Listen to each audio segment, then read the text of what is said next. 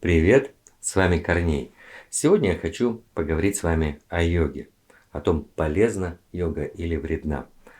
Такие мысли у меня возникли, и я хочу с вами ими поделиться.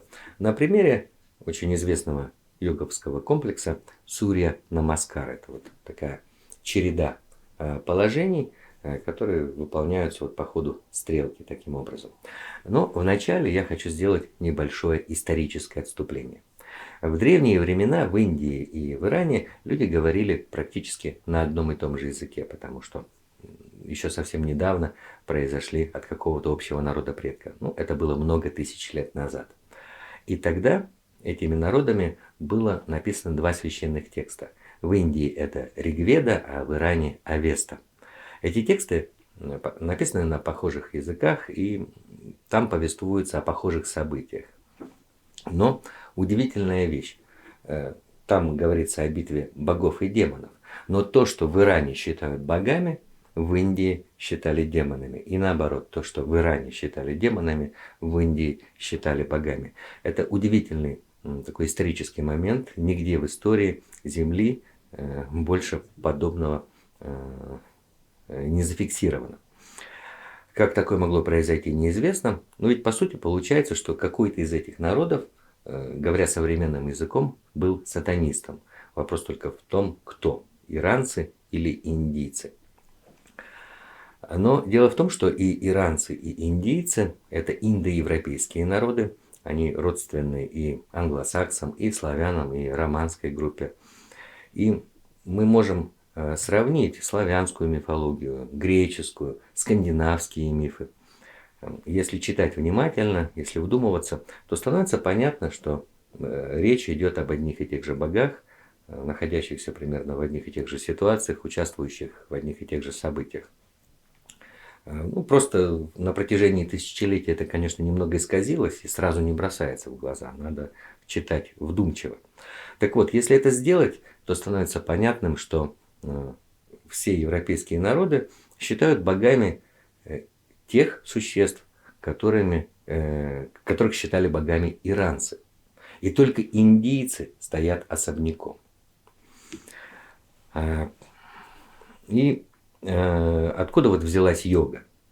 Считается, что йогу людям подарил Шива, бог разрушения.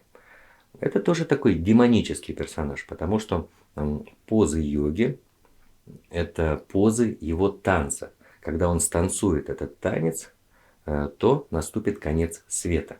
Правда, индийцы так очень деликатно называют этот танец танцем конца иллюзорной реальности, разрушения иллюзорной реальности. Нужно понимать, что иллюзорной реальностью, ложной реальностью индийцы считали всю нашу жизнь. Поэтому это все равно танец разрушения жизни. И поэтому можно предположить, что в позах йоги есть что-то недоброе. И, кстати говоря, медицинские исследования во многом это доказывают, потому что если взять людей, которые занимаются цигун, китайской гимнастикой, то у них здоровье, как правило, хорошее. А вот люди, практикующие йогу в Индии, практикующие ее серьезно, как правило, отличаются плохим здоровьем. Это парадоксально.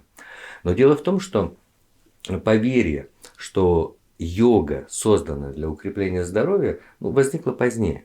Изначально считалось, что йога – это такая практика самоумерщвления плоти, когда энергия в организме человека таким образом перенаправляется, что она приносится в жертву богам в расчете на то, чтобы потом, после смерти, боги отнеслись к этому человеку благосклонно. То есть ни о каком здоровье речи не идет. Действительно похоже на некий такой саморазрушительный танец, танец Шивы, танец демона. И в связи с этим я вспомнил слова французской актрисы Софи Лорен, которая, несмотря на свои преклонные годы, сохранила удивительнейшую красоту. Она поделилась своим секретом. Она сказала, что секрет в том, что каждое утро она начинает с подтягиваний, которые подсмотрела у животных. Когда я смотрю на положение Сурья Намаскар, то действительно это похоже на подтягивание животных. И я решил проанализировать все эти упражнения, действительно ли они соответствуют подтягиваниям животных или есть какая-то разница. Сейчас я продемонстрирую. Я буду показывать только основные упражнения, потому что часть из этих положений являются просто переходными. Основных 4. Сейчас мы их и рассмотрим. Итак, первое. Подтягивание. Вот мы видим здесь подтягивающуюся кошку. Это вот напоминает вот это положение из Сурья Намаскар. Ну, если мы кошку таким образом расположим, будет еще нагляднее. Есть кардинальная разница в положении головы. Животное всегда тянет голову в ту же сторону, куда и лапы. В йоге же, как правило, все делается наоборот. То есть, если руки откидываются назад, то голова более-менее откидывается вперед. В идеале, с точки зрения природы, такое упражнение это должно было бы выглядеть вот так. То есть голова тоже должна запрокидываться назад. Далее. Вот такой у нас котенок. Он здесь, правда, не подтягивается, а спит. Но у меня есть кошка, и поверьте, что они в таком же положении и подтягиваются тоже. Это поза из йоги. Здесь действительно все наоборот. То есть руки направлены в одну сторону, голова в другую. В идеале вот примерно таким образом это должно было бы выглядеть. И действительно это вот примерно соответствует положению животного. Конечно, с поправкой на анатомию. Нельзя точно копировать. У нас иная подвижность суставов. Ну, в принципе, вот так.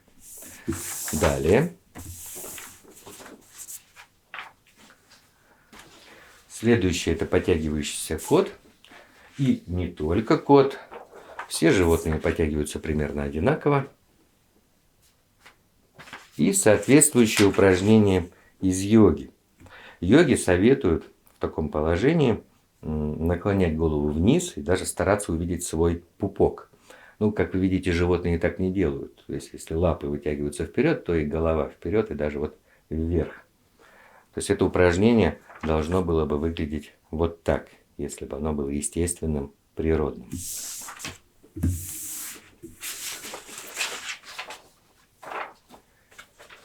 И следующее важное упражнение.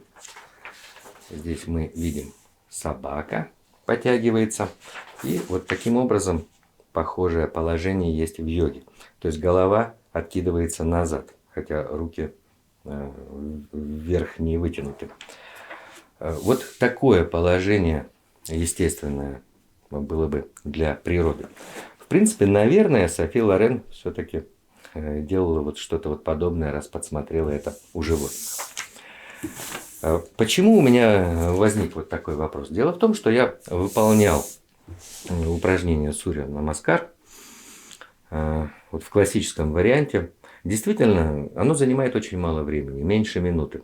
После этого происходит какой-то подъем энергетики, но когда ты занимаешься этим упражнением долго, то чувствуешь, что что-то здесь не то, что в организме что-то начинает разлаживаться, происходит какой-то спад, и действительно это, наверное, танец Шивы, в этом есть что-то демоническое. И поэтому я задался целью вот приблизить Сурью Намаскар к тому, как это делают животные. Таким образом это вот выглядит. И когда я стал в этом варианте делать упражнения, то все неприятные моменты, связанные с этим, исчезли. То есть если эти движения людям подарил демон, то вот эти движения людям показывает сама природа. Может быть, кто-то захочет их повторить и возьмет на вооружение. Действительно, это дает такой заряд бодрости, удивительно большой по сравнению с тем, насколько мало на это затрачивается времени и сил. Что вы думаете по этому поводу? Пишите в комментариях. Ну что ж, подписывайтесь на канал, ставьте лайки. С вами был Корней. Пока.